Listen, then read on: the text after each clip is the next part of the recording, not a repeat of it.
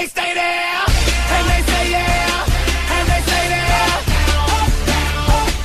Cause all I do is win, win, win. And if you going in, put your hands in the air, make them stay there. Quiet, numbskulls, I'm broadcasting. Radio, radio, radio, radio, radio, radio, radio, radio. Spanning the globe to bring you the constant variety of sport, the thrill of victory, and the agony of defeat. What in the wide, wide world of sports is going on here? The human drama of athletic competition.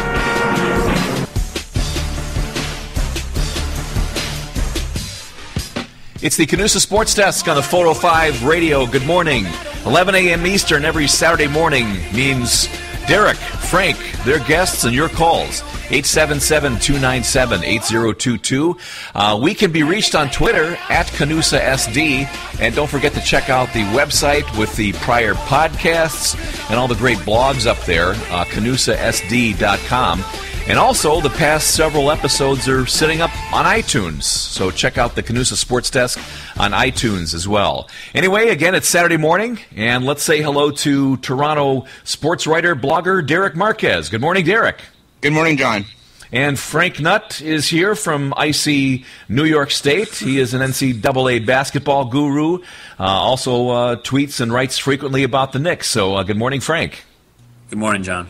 And guest coming up in a few minutes, we hope, Chris Greer-Lucci. We'll see if we can get him on the line in a couple of minutes here. But in the meantime, let's get her started, guys. So first thing I kind of want to bring up with with Frank is how about those Raptors? Yeah, Knicks are struggling right now. There's no lie. And pretty much your acquisition of Rudy Gay last night really helped you guys. 17 points in the third quarter pretty much separated the game. I think the Knicks were up by 3 going into the half. And then in the first quarter, the Knicks couldn't defend the 3. Kyle Lowry, really played well shooting the 3 in the first quarter. I thought they, defensively, Toronto played well. And then the Knicks didn't attack late. There were plenty of fouls called in that game. Anyone who watched that game, knew the level of involvement that the officials wanted last night. It seemed like every time someone took the ball to the basket, there was a foul called. But Toronto came out on top. If they continue to play well like this, they could be one of those spoiler teams that most teams mark as a win, but they come to play, and they came to play last night. Well, I think the thing that's going for the Raptors, and if they do get in the playoffs, it is kind of still an uphill battle at this point. But they're going to have to play playoff basketball from here all the way through. That when playoff time comes, that game, that kind of competitive level is up there, and a team like Miami, who's kind of been coasting, those are usually when the upsets happen. Don't you agree? Yeah, I mean. Yeah, they do. We've seen, I think, two of Indiana's 5 losses this year at home are to Toronto. They've beaten, the Bulls, Milwaukee, they've beaten the Bulls, the Knicks, the Heat, all at home, and no one else. So I think we have the caller on the line. Chris, is that you? That's me, Frank. What's going on, buddy? Hey, man, how you doing? I'm doing fabulous. How are you guys? We're doing great. We're going to let our producer introduce you right now. Again, we have Chris on the line. John, why don't you introduce Chris? Yeah, say hello to Chris Greer. It's Lucci, right? Is that how you pronounce your last name? You got it. All right. We nailed it. He's the founder of CGL Sports Agency, has more than 15 years of experience identifying, developing, and managing the top basketball talent in America. He began his career shortly after finishing at Michigan State University as a coach for Southfield Lathrop High School's men's varsity basketball team. And he's been an NBA scout for the Portland Trail Blazers and the director of the ABCD All-American Camp, which has produced several of today's NBA megastars. Chris represents the NBA stars such as Wilson Chandler, Epke Udoh, and Chris Joseph. So good morning, Chris. Good morning. Good morning. Thanks for having me, guys. I appreciate it. No And Frank, problem. why don't you take it away, and we'll talk a little bit about what Chris does and some other basketball stuff here. Sure. So first of all, Chris, really appreciate you joining us this morning for a few minutes. Again, would you like to, anything that we may have missed in your bio there that you want to introduce? Tell the listeners, about Chris Lucci. My bio is pretty extensive, but you covered enough of it. I mean, a lot of it I was doing kind of at the same time. When I was the director at ABCD, I was also scouting for the Portland Trail Blazers. And when I was a high school coach, I was actually an engineer at Ford Motor Company. As I graduated from Michigan State in engineering. So I was, the sports or the basketball actually was really more of a hobby, more of something that I just love to do. I love the sport, played the sport, loved being around the sport. So it was Sonny Vaccaro who introduced to me, I guess, the opportunities from a career standpoint with, with working with the Blazers, with becoming an agent. He's kind of been the mentor in my life that has kind of advised me throughout in the sports world. Very cool, very cool. So, anytime you want to push me through, I'd be more than happy to represent, some NBA guys as well. But no problem, my friend. And so, I don't know. I hope it's okay. As a sports agent, we got to kind of double dip as much as we can, and so you might hear a little bit in the background. That's me on this treadmill while I'm trying to get a workout in and fabulously be on your show as well. We appreciate that. So, I want you to tell our listeners what it's like being a big time player agent and having an agency like CGL Sports Agency. Well, my firm is more of a boutique firm. When I first came out, I worked for a firm called SFX Sports, and SFX was, for those listeners that have seen the show, a movie, Jerry Maguire, it was basically that. I mean, it was the largest sports firm of any kind. We represented at the time about 20% of the NBA. We were twice the size of the second largest firm in comparison to contracts, in comparison to client rosters. So it was a huge firm that we represented: basketball, football, baseball, track, golf, everything. And there was 10 agents strong. And, that company disbanded in 2006. And the majority of them went to Washington Media Group, including myself, for a moment. And about half kind of all started their own companies. 5 different companies, agencies, boutique firms came out of that grand SFX Sports.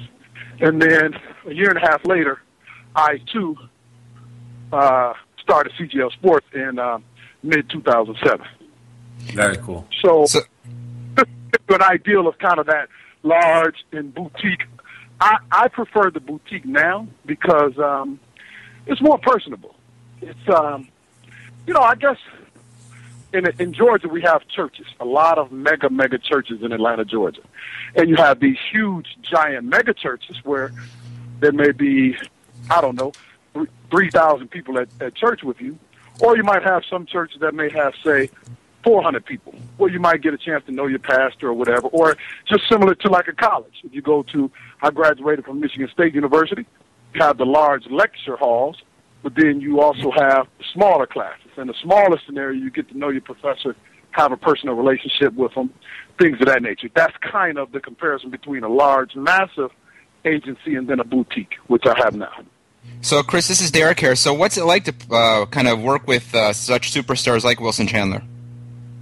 It's quite an experience. It's very different. It's fun. I can honestly say I wake up every day. My job is fun. At times it's stressful, as you guys know. 2 things just passed. 2 things just happened that were made. At the trade deadline. So that's a very stressful, unpredictable situation. You've probably seen every media outlet talking about Dwight Howard going to be traded, is Josh Smith going to be traded. Neither one of them gets traded. You know what I mean? Yeah. And so that's very stressful, and that's major. But then you also have the All-Star break, which is fun, which is a celebration, which is a break, for guys like Wilson. They decide, hey, I'm going to go on an island somewhere, or go back home, or just relax at home, or spend time with family. Well, others, that are lucky enough to be selected to the All-Star game get to celebrate, and have a good time and be honored and things of that nature. So I honestly can say my job. No, I was going to say, I was going to ask you, so how many cell phones do you have? As an age? I'm downstairs in my basement working out, and I have 2 of my 3 cell phones down here with me. One of them. So, talking to you guys on one, monitoring another one. In case any calls go through, I'll send them the voicemail, but I'll be able to see them. And then my third one is more personal. That's upstairs. So what was it like last weekend at All-Star Weekend? Houston was a great city to have the break because you had the Galleria area, which is really nice with restaurants and shopping and different things to do and experience. Then you have the downtown area, which was, of course, the game and all of the fan relating activities.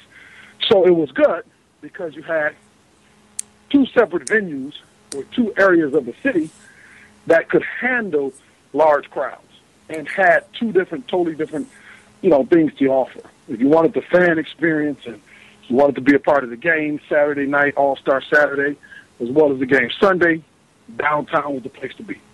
If you wanted to, work with some of the vendors and see some of the cool stuff that people were selling and, experience some of the fantastic restaurants, and then you have that massive Galleria Mall, then the Galleria area was the place to be.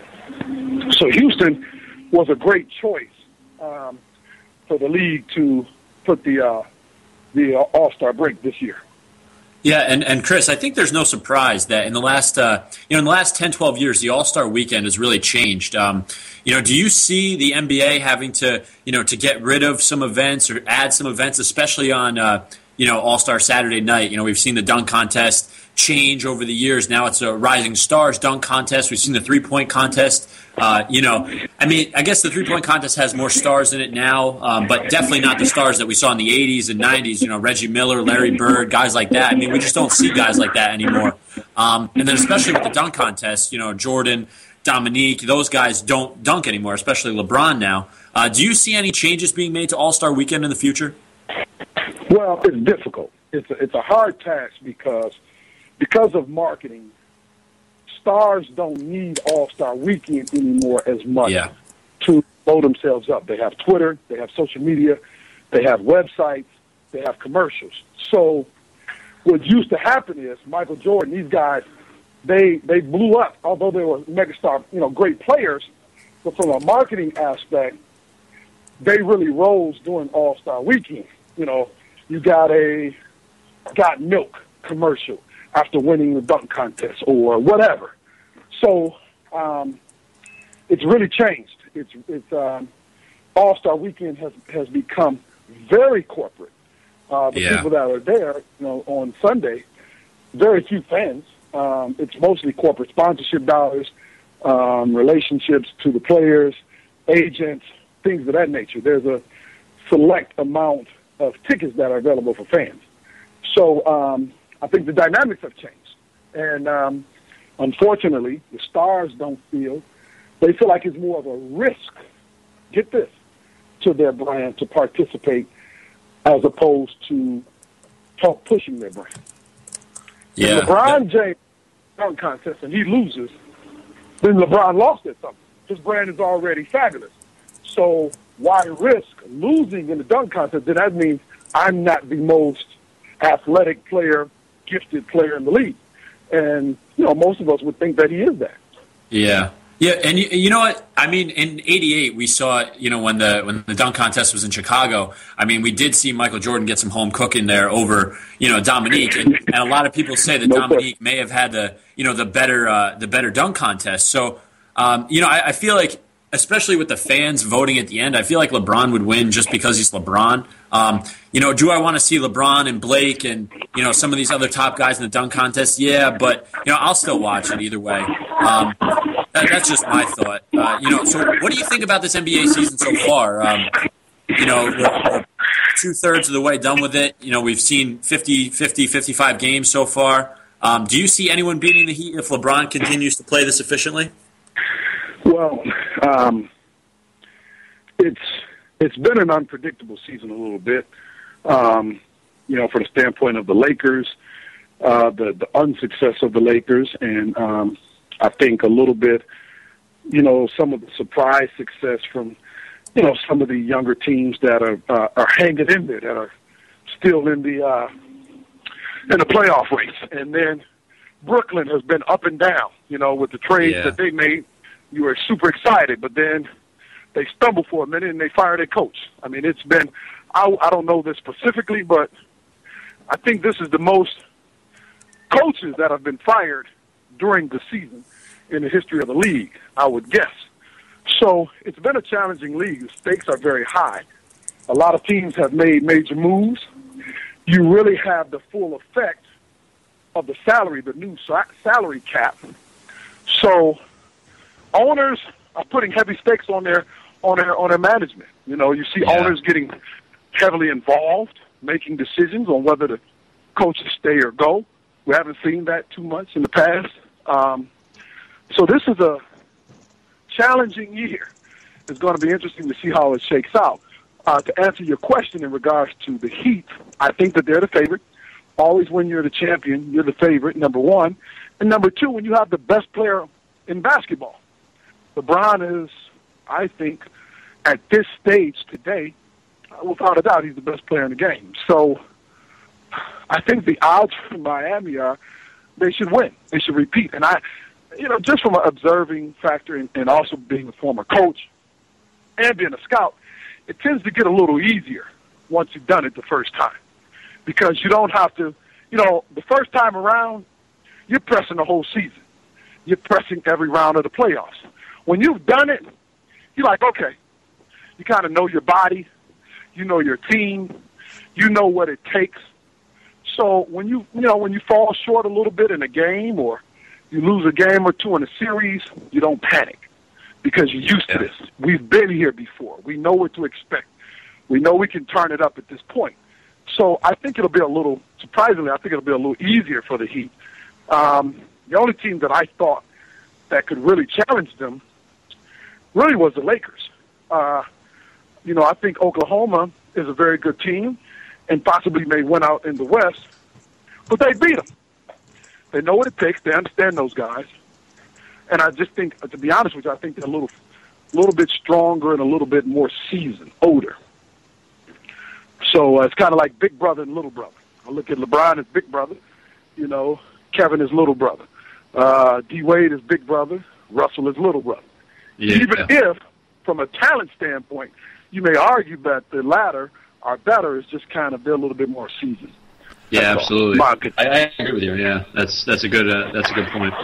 We'll take a break and come back. It's the CANUSA Sports Desk on the 405 Radio, and we'll be right back. You're on the 405. I'm Coach Hardlenberger. Joining me is Hall of Famer LaBrill Rosewater. You came out passing on the first play. LaBrill was sending a message to his fans. Fans need to pass. They watch LaBrill while they do some serious drinking. People at game-watching parties. After the last whistle, LaBrill doesn't even take off his pads, jumps in his Lamborghini, and hopes some drunk doesn't blindside him on his way home. I got 300-pound linemen afraid to leave the locker room. Game-watching parties can make drunk drivers. Pass up that drink and pass off your keys. This message from your Texas Department of Transportation. Hey there, Ranters. This is Katie Mitchell of Sports Rants Radio, and I'm inviting you to join myself and Anthony tomorrow every Tuesday night right here on Sports Rants Radio for the Rantin' and Raven Show. We talk all the hottest headlines, bring you the best guests, including celebrities, athletes, and bloggers. And Anthony and I even go head-to-head picking some games. So every Tuesday night at 7 p.m. Eastern time, tune in to the Rantin' and Raven Show right here on the #1 rated online sports radio station, Sports Rants Radio. And be part of the action at sportsrants.com. You've never heard talk radio like this. Black people, you are more than the melanin that makes up the color of your skin. Kevin Jackson. Mexicans, you are more than about immigration. On the Black Sphere. And white people, let me just give you a little memo here. You don't have to feel evil unless you are evil. He's putting an end to identity politics. How about you start dismissing this identity that they want to set for you, and you start becoming the individual that you are? Listen Sunday morning at 7 a.m. Pacific for the Black Sphere with Kevin Jackson on the 405 Radio.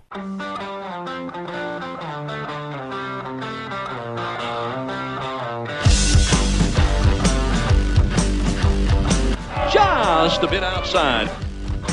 It's the CANUSA Sports Desk on the 405 Radio. Hey, we're live on iTunes now. If you go to the iTunes radio section, look under News Talk Radio, you will find the 405 Radio right there. So you can listen to all our live shows there. We are also on a site called 6thstreetradio.org, and, of course, the old dependable, sometimes, live365.com. We have a new guest to say hello to. His name is Eric Meyerchick. He currently resides in Lansing, Illinois, graduated from Thornton Fractional South High School in 2008, went on to St. Joseph's College in Rensselaer, Indiana, on a baseball scholarship. Eric graduated in 2012 with a Bachelor of Science in Business Administration and a minor in Economics. After college, he was picked up by an independent team, the Windy City Thunderbolts, and 1 week later his contract was purchased by the Arizona Diamondbacks. He is currently with the Arizona Diamondbacks organization and just completed his rookie ball season last season. So let's say hello to Eric, and let's throw it to Derek Marquez. So, Eric, thanks for coming on. Just kind of let the listeners know what kind of pitcher you are, and who do you compare yourself to that's already in the majors? Well, this is the hardest question for me to answer as a pitcher, because at the same time, you want to compare yourself to all these great players, but at the same time, if something goes wrong with these players and they fall off the map, they don't want to be like, oh, well, he's comparing himself to a guy that's fallen off the map already. So I really put a lot of thought into this question, and I would have to say that first off, I'm a fastball pitcher. I pitch off my fastball. I like getting ahead in counts. And when we got a 1-2 strikeout pitch, or we go 2-2, I'm going to hammer fastballs in all day on hands. And then the hardest question, I used to throw the same exact way as Chad Billingsley from the Los Angeles Dodgers. But now that I've changed up my mechanics a little bit this offseason, I would say that I'm a combination between Oakland Athletics pitcher Jared Parker, reliever Alex Burnett from the Minnesota Twins, and also the big guy in New York, David Robinson, who relieves in front of Mariano Rivera. Can't get any better than that, huh? Love David Robinson. No. So, Eric, a question for you. With Arizona being the National League, how good is Eric Meyerchick with the bat? You know what? I haven't seen a live pitch in almost 5 years. Do you believe that? So I might be a little bit just waiting to be exposed. You have that talent waiting to be exposed. I do, but hey, I'm thinking it as it might be just as riding a bike, you know. But the good thing is I kind of stay loose, because whenever our pitching staff throws a shutout, the following day we get to take pitchers BP. And let's say last year we got some pitchers BP, and I hit a couple home runs during batting practice. So that was a good thing. But in the real run, I can't wait to face live pitching again, because that would mean that I'm up in Double-A. And once you reach Double-A, you start hitting. So I cannot wait from that aspect of the game. Yeah, I always find that interesting, especially with college baseball, how, the pitchers don't hit there either. They have the DH rule, so pretty much, these pitchers that get drafted, they don't really see, the bat and hitting till, years apart. So no wonder a lot of them in the major leagues can't really hit out of a wet paper bag, because, they've been mastering their craft of pitching for so long. Yeah, exactly. And I mean, the only really pitchers that hit are the pitchers that also play a position as well. Like, I've never seen a pitcher strictly pitch and be able to hit at the same time in the lineup. That's interesting to see. Especially at college baseball, they do kind of have the interchanging quite often, where you'll see an outfielder pitch relief sometimes. Yeah, exactly. And you said that your best pitch is your fastball, but what part of your game did you really focus on and work on the off season? The biggest part of my game that I worked on in the off season were my secondary pitches. My 4 years through college and my last season in rookie ball, I really struggled throwing my breaking ball, and I really wasn't consistent with my changeup. And I basically was a two-pitch pitcher. But now I've put so much time and work and effort into my mechanics and better secondary stuff that now I can throw 4 pitches for a strike. I can throw a fastball, a curveball, a cutter, and a changeup. So everything secondary-wise has gotten a lot better. Now I just have to produce once I get to spring training, and everything should be going good for me. Wow, that's great to hear. So you said that you're working on your secondary pitches this off season. What is a typical off season like for you? Do you take a couple weeks off, a couple months off? We've heard some guys rest a little bit, then get right back to work. What is a typical off season like for Eric? Well, it differed this year because in college I'd play all year round besides I get a 2-week break during Christmas. So it was a little bit different this year. After I got home in August, after the season was over, I didn't touch a baseball until a week before Christmas. Oh. So I had a 3-month break with completely no throwing whatsoever. So I hammered the weight room big time in order to get stronger and faster and work on my stamina from a running standpoint and conditioning in order to be ready that once I start picking up that ball that I'm ready to go in February and March when I head to spring training. Yeah, absolutely. Now, just curious, what does your fastball top out at? Last year it topped out at 94. Okay. It's a pretty hard fastball. Yeah. So what is there one song that you like to listen to? Whether it's in the bullpen or wherever before you get on that mound. Is there one is there one song in your iTunes that is a go-to for you? Well, usually I don't have an exact song that I pick from.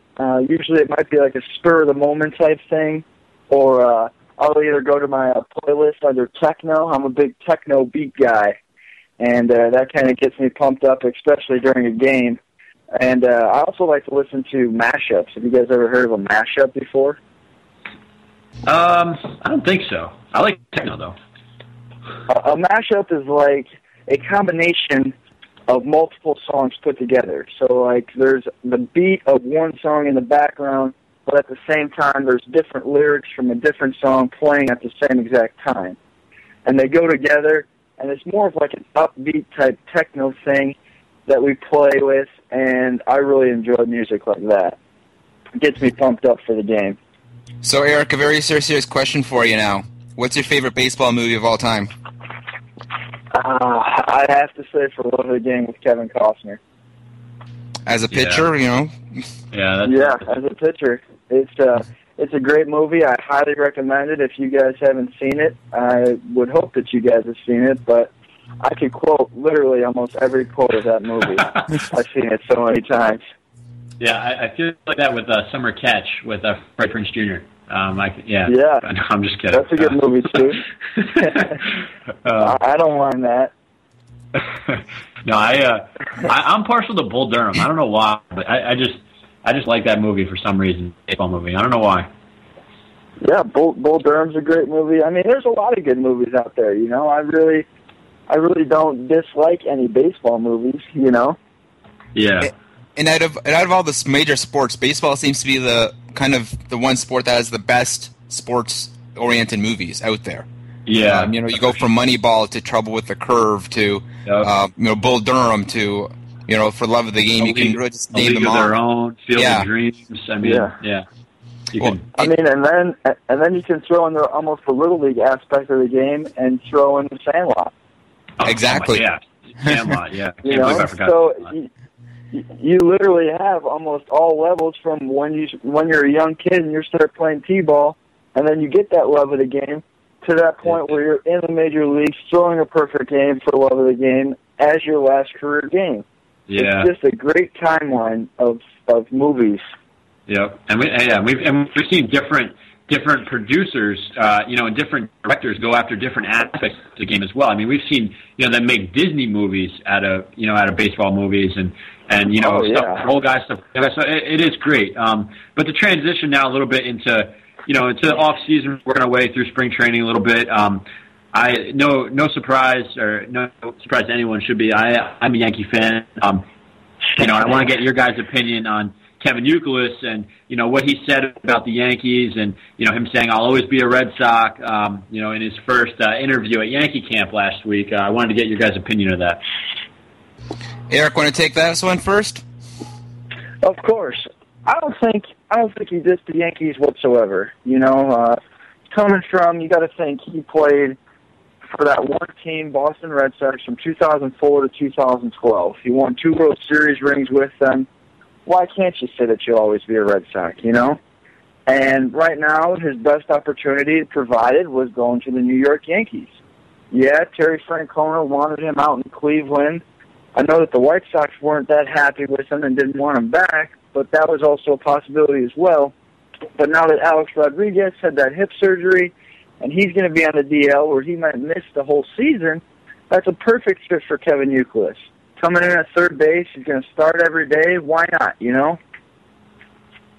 I just find it's not really the best way to join a team, especially with that rivalry of Boston and New York, to kind of walk in and say, I'm always going to be part of the other guys, no matter I'm here, but I'm not really here. I still bleed Red Sox, I'm still a Red Sox inside and out, so I'm pretty much here for the paycheck almost because, I'm still going to defend Boston even though I'm a Yankee. That's just something you don't really say.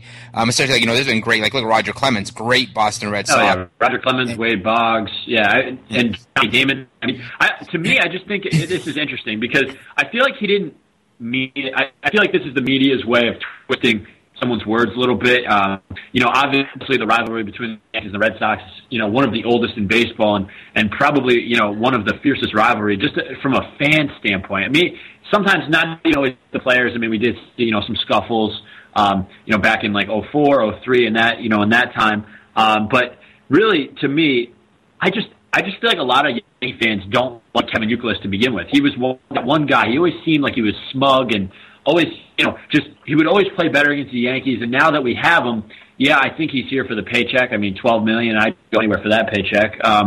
But I just think the media took it out of context a little bit. Obviously he's always going to be a Red Sox. I mean, I'm never going to remember him as Kevin Youkilis, the Yankee, or Kevin Youkilis, the White Sox. I'm going to remember him as Kevin Youkilis, the guy with the weird batting stance that played for the Red Sox, and won 2 World Series. So I think the media blew it out of proportion a little bit. But again, I don't think he meant any, ill will towards the Yankees at all. I think that he wants Yankee fans to embrace him, for himself and, for his family as well. So this week, the Pirates owner, Bob Nutting, said that he expects his team to contend for the World Series. Do you think that's realistic for the Pirates this year, or how far off do you think they really are to seriously contend in the National League Central and in the National League for a World Series appearance, Eric? I feel like the Pirates are on the right path.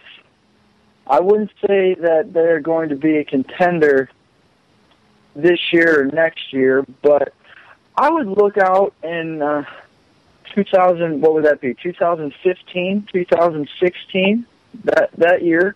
I would look out for them. Last year they were 79 and 83. Not bad for an organization that is known for trading away their prospects and getting rid of everybody so that they have a low payroll. But they have 4 top prospects right now in the top 100 of the MLB. I mean, you got Garrett Cole coming up, who was a first pick overall of last year's draft. He's coming up hard. And, I mean, you got the leadership of Andrew McCutchen. Things are going well in Pittsburgh, and I like the path that they're on, that's for sure. Yeah, I also like the division there because the Cardinals are getting older. Chris Carpenter's pretty much done. But then they can go out there and sign someone. But I think the Cubs are the Cubs. They haven't won any time recently, and you don't see them winning anytime soon.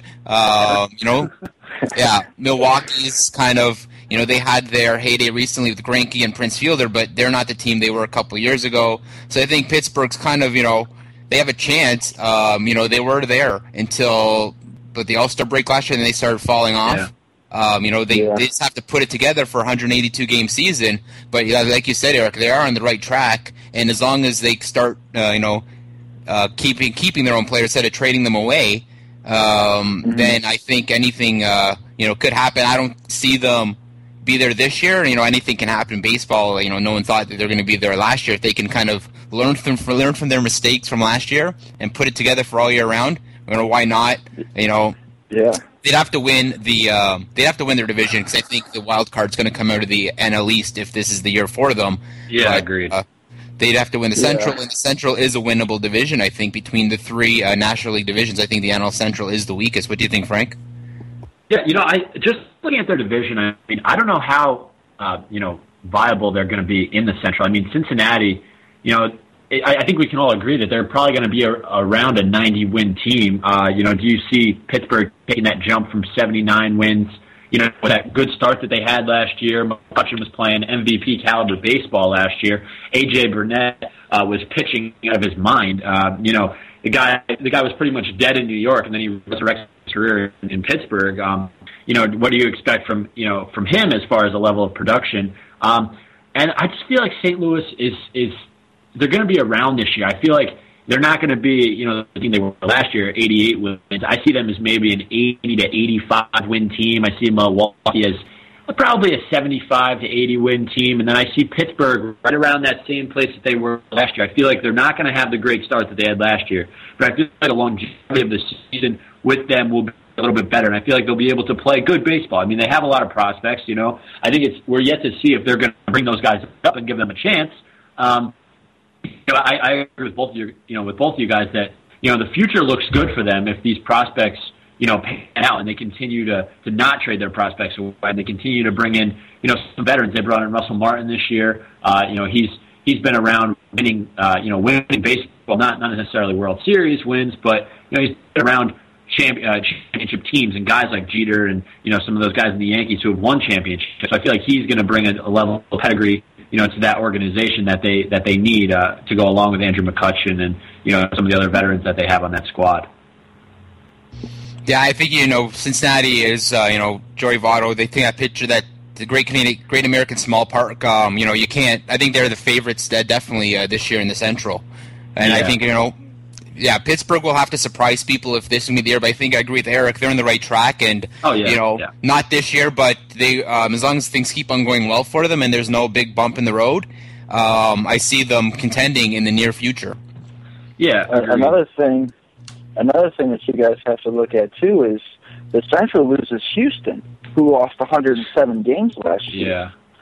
So that could have been close to 10 wins for Pittsburgh, depending on how many times they played them.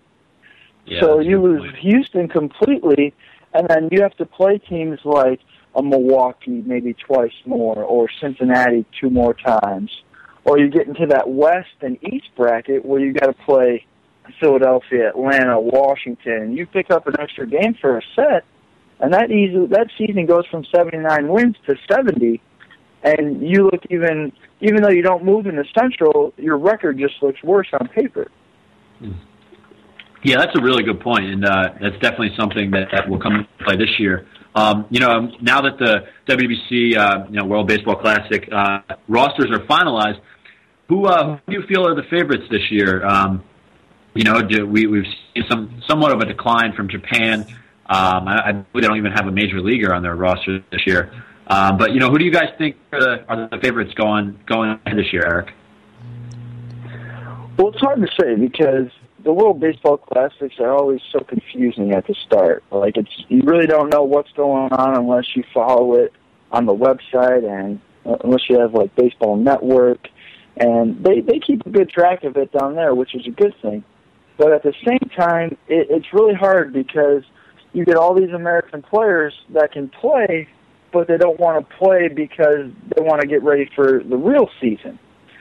So you really can't say that you have the best roster possible, but they make things work. If I was to pick a favorite right now, I would say the Dominican Republic. Right now they have over 100 guys on big league rosters, which they have the most to pick from. So, like, their basket's full. And right now I think they have a real good chance. The thing that I realized, too, is, Eric brings up a good point, is, a country like Dominican, is they're so proud to be Dominican. Yeah. And you get this with, Japan, even Canada, where, they have the opportunity where I don't see that as much. Some are like, all right, Dickey will be there for the States, but you said there's a lot of Americans that aren't, they're not going to see this opportunity to represent their country because they don't value it as much as maybe an Olympic game or something else. But, these other countries, it means a lot for an Edwin Encarnacion to play for Dominican or these other players to play for their Latin countries. But the funny thing what Eric mentions is the start of the World Baseball Classic to me is always asking that question is, what's he playing for that country? Like Andrew Jones playing for the Netherlands, right? You're like, you always get this weirdest thing, you find a major league player in like the most remote country. You're like, what? Why is he playing on Italy? Like, for example, he's from. That is so weird because Andrew Jones is from Aruba, and in Aruba they love him there. I was there probably 8 or 10 years ago, and it was during baseball season, and there was so much Braves, jerseys and hats and everything. They loved him, so that's just weird to me that he's playing for the Netherlands. But anyway, to me, I think that, I agree, Eric. I think the Dominican Republic, Eric Ibar, Nelson Cruz, I believe Valverde's on that team, and Fernando Rodney. I think in that roster, just, thinking guys on the top of my head right now, I think, the pride they play with, it's almost like this is their Olympics, this is their World Series. So I feel like the country to them is so strong, backing them. If you look at the typical baseball fan, no one really cares until the start of, until the start of the Major League Baseball season anyway. So, how many fans, unless they're diehards, really watch these guys? And, if you're a Yankee fan or a Met fan or a San Francisco Giant fan, do you really watch as closely when you got guys, I got, Robinson Cano's on one team and Mark Teixeira's on the U.S. team, and guys all over the place. It's tough to be a diehard of these fans unless you're all about country and not about the players. But I think the U.S. I think they have a good combination of players. Teixeira, Phillips, I believe right on that team, Brian Braun, Adam Jones, Joe Mauer. So they have the talent. I think the question with the U.S. team is do they want to be there, and do they do they want to win? I mean, because I think they have the players to win, as well as the pitching staff. Gio Gonzalez, Ryan Vogelsong, they have the players. The question is, do they want to be there? So a quick question for you and Eric before we go to break is, how is it being promoted down there? Like, I know up here in Canada, Rogers Sportsnet, they own the Blue Jays, but they're also broadcasting all of the Canada games. Like, for the past 2-3 weeks, they've been pumping Canada commercials for the World Baseball Classic and getting people ready for it. What kind of, is there any advertising going on right now on the networks for the World Baseball Classic, for the American games, or for games in general? Like, do you guys know right now what channel to flip to when the World Baseball Classic starts on March 1st? Go ahead, Eric. I mean, the only way that I know about it is because I watch MLB Network from the time I wake up to the time I go to sleep. So that's the only reason that I kind of know about it. But, I mean, other than that, there's really not much coverage on it because I don't think I think they're more worried about showing spring training games and everything like that than showing the World Baseball Classic games, which is kind of confusing. And do you think maybe that's a reason why the American players aren't as pumped to play, because they don't feel that media around it and that support for it, that pumping this World Baseball Classic is? Like, I bet you if you go to Cuba right now, they're pumping the World Baseball Classic. If you go to Dominican, even Canada, because we don't have as many major leaguers, they're getting, the hype is there. If that hype was around in the States, would players kind of be more eager to play for it because they feel this buzz in the air regarding the World Baseball Classic. Yeah, and you know what? The funny thing is with this WBC. To be honest, I watch a little bit of the spring training stuff on the Yes Network and a little bit on SNY, about the Mets, Yankees, Red Sox, a little bit. I follow it a little bit. But I'm not even joking right now. I have not seen one commercial on ESPN, on the Yes Network, on MSG, on any local sports networks that I typically see everything about New York sports on. So that kind of shows the level of interest here, which is pretty much right now geared towards Yankee spring training, Mets spring training, pretty much everything Northeast baseball. So it is kind of disappointing a little bit. And to be honest, I wouldn't even know where to watch it. I mean, my guess would be the MLB Network, but I have no idea. Quick break, and we come back with the CANUSA Sports Desk, rapid fire wrap up, and more here on the 405 Radio. 405. NASCAR champion Bobby Lavani here with my brother Terry and my nephew Justin. You know, every sport has its essential safety gear. For racing, we wear helmets, fire retardant suits, and Nomex gloves. For fishing, waterfowl hunting, and boating, we wear life jackets. After an intense race, there's nothing more relaxing than bass fishing. Or a little duck hunting on the lake. But we're the first ones to tell you, on the track or on the water, accidents happen fast. In a crash, there's no time to put on a helmet. And when a boater capsizes or is thrown from the boat, there's rarely time to reach a stowed life jacket. But today's life jackets are lightweight and comfortable. Fishing or hunting, they don't get in your way. That's why you won't catch a Lavani on the water without a life jacket. Don't let us catch you either. Remember, you're in command. Boat safely. This message brought to you by the United States Coast Guard. For more information on boating safety, visit www.uscgboating.org. Research shows that over 99% of Americans are not at their ideal heart health. Hey, Mikey, did you know exercise will lower your risk of heart disease? Yes, DW, and we look better than ever. Let's win this thing, boys. I've got to get to my regular checkup. Mike, this is actually a pretty big race. I'm starting to get a little nervous. Nervous? You need to relax, Larry Mack. Stress is bad for you. Visit heart.org/Fox Sports for simple steps to a better, healthier life. Hi, this is Carl Edwards here for RAD, the entertainment industry's voice for road safety. You want to make a difference? It's simple. Be responsible. Plan ahead. Designate before you celebrate. Friends don't let friends drive drunk.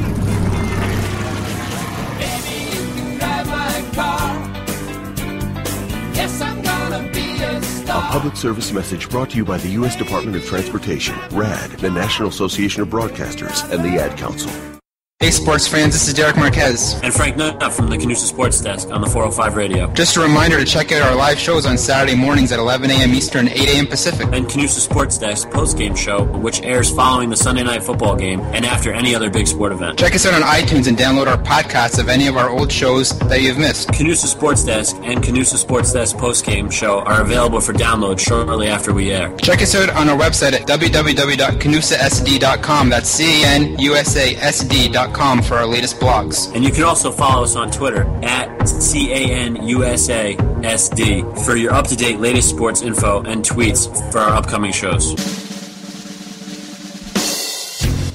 Hello again, everybody. Harry Carey from Wrigley Field on a beautiful day for baseball. It's the CANUSA Sports Desk on the 405 Radio, opening day of Cactus League Baseball. Not sure about the Grapefruit League. They can take care of themselves. Anyway, we're going to just read off some places where some listeners are coming from this morning. Schaumburg, Illinois, checking in. Peterborough, Ontario. Astoria, New York. Chicago, Warwick, New York, also listening this morning. Lansing, Lexington, South Carolina, and a whole bunch of other places. So thank you for listening to the CANUSA Sports Desk on the 405 Radio, and let's go back to Frank. Yeah, so this week, NHL, we saw the longest NHL tenured coach, Lindy Ruff of the Sabres, being handed his pink slip. I want to know what you guys thought about that. To me, longest tenured coach in the NHL.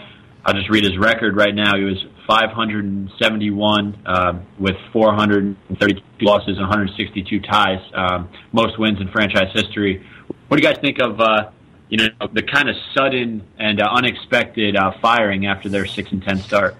I think part of it goes to Ryan Miller's whining to the media past week or so. I think that really put pressure on Darcy Regier to change things up. I know Sabres fans have mixed emotions. Some fans were calling for Lindy's head for a couple seasons. I think Lindy did a great job while he was there. He replaced Ted Nolan, and at that time, Ted Nolan won Coach of the Year. So he replaced a Coach of the Year candidate at that time, and people still don't know today why Ted Nolan was let go of Buffalo back in '97. So Lindy Ruff took him to a final. That controversial goal against Detroit when Brett Hall's foot skate was in the crease. He did Hasek, but I think there's been a lot of turnover in Buffalo recently with Derek Roy leaving, and then the players that they brought in. So Lindy Ruff, when he had a competitive team, he had a lot of homegrown players like Daniel Briere and players like that. And now since they haven't really made any smart moves to bring any smart players in, like even Thomas Vanek right now, their leader, was a Sabre guy. They didn't have to bring him in; they drafted him. So I find that Lindy did as much as he could with what the players he has, because just the talent isn't really there right now. I think Palmanville, all the players they have are players that they brought up through their system, and they haven't had a successful free agent signing or trade in a long time, and that's not really Lindy's fault. I think that's on Darcy Regier, but so I think it's just the axe always falls on the coach first, so there's nothing you can do, and Lindy will not be out of hockey very long. I think it's I will be surprised if he's still unemployed by the end of this shortened season. What do you think, Eric? I agree with that completely. At the same time, the coach is only liable for so much. He can't go out there and play for him. Even though, knowing Ruff's experience, he would love to play. He was drafted by Buffalo and he's been in Buffalo since 1979. So the guy bleeds Buffalo. And, at the same time, there's nothing that he can do. All he can do is put that line up each and every day. And right now, I think that kind of a lot of it's falling back on Ryan Miller's shoulders.